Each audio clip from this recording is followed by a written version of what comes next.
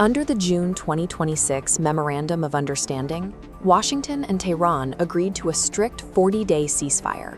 In exchange for military restraint, the United States allowed Iran to resume selling its oil on the global market, resulting in a clear upward trajectory in Iranian exports. Inside Iran, the diplomatic pause was utilized for a sensitive political transition following the death of Ali Khamenei. While the public focused on the succession and the state mourning period, meanwhile, the military apparatus began addressing its logistics, using the window of non-aggression to replenish its depleted stockpiles. Khamenei's remains were transported to the Iraqi city of Najaf ahead of his burial. With the coffin lying in state, highest-ranking officials, including President Masoud Pezeshkian, physically left their fortified command centers in Tehran to gather in neighboring Iraq. A temporary legal treaty created a pause in kinetic strikes, while a sudden death left the Iranian leadership physically exposed and distracted. The region was quiet, but deeply vulnerable to any sudden shock. That shock arrived when 3 commercial vessels navigating the Strait of Hormuz were suddenly attacked. The targets included large oil tankers flagged to Qatar and Saudi Arabia, directly threatening the flow of energy out of the Persian Gulf. The Donald Trump administration reacted instantly. Bypassing the diplomatic mechanisms built into the Memorandum of Understanding, the U.S. opted for immediate military retaliation against Iranian territory. A localized strike on shipping lanes completely dissolved the temporary peace treaty. The guardrails were gone, and both nations rapidly mobilized for direct combat. The American response began with economics. Washington revoked the general license that permitted Iranian oil sales, directly violating Article 10 of the ceasefire agreement. The financial tap was slammed shut. Then the physical bombings began.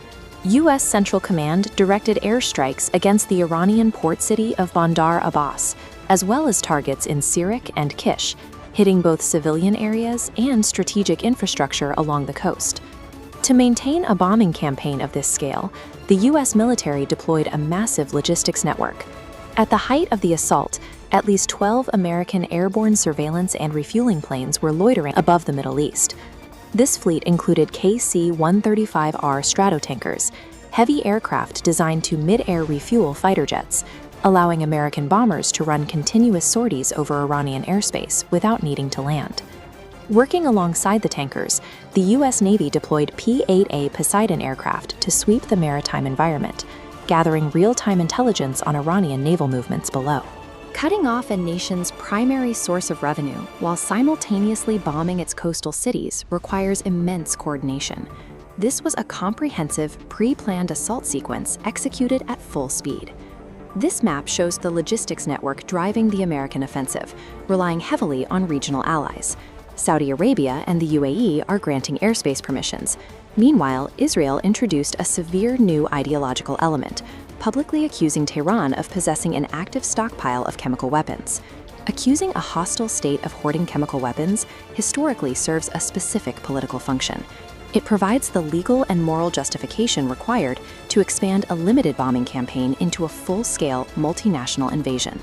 With Gulf states providing the logistics and Israeli leadership providing the rhetoric, the conflict rapidly expanded beyond a two-party dispute into a mobilized regional coalition. Iran did not absorb the strikes quietly.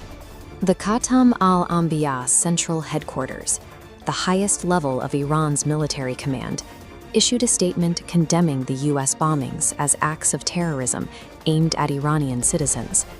They backed the rhetoric with heavy munitions. Iranian forces fired anti-ship cruise missiles directly at United States Navy warships operating in the Gulf of Oman. Simultaneously, Iranian air defense systems tracked and shot down 2 American MQ-9 surveillance drones flying over Bushehr. Recognizing the immediate physical danger of this exchange, Iranian President Masoud Pezeshkian abruptly canceled his diplomatic meetings in Iraq and fled Najaf, avoiding potential American or Israeli assassination attempts.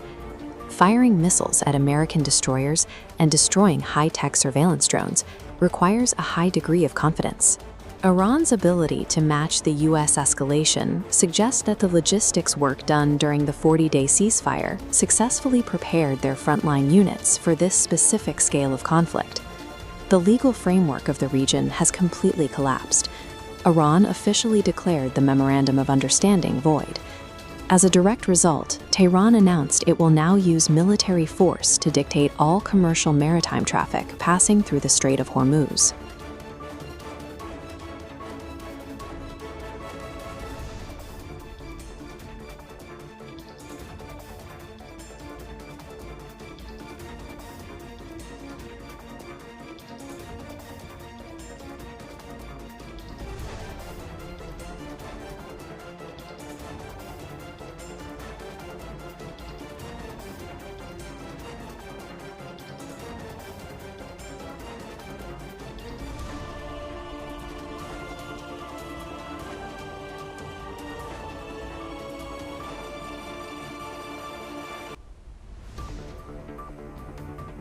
By bombing civilian infrastructure on the Iranian coast and firing cruise missiles at warships in the open ocean, both sides have crossed a hard threshold.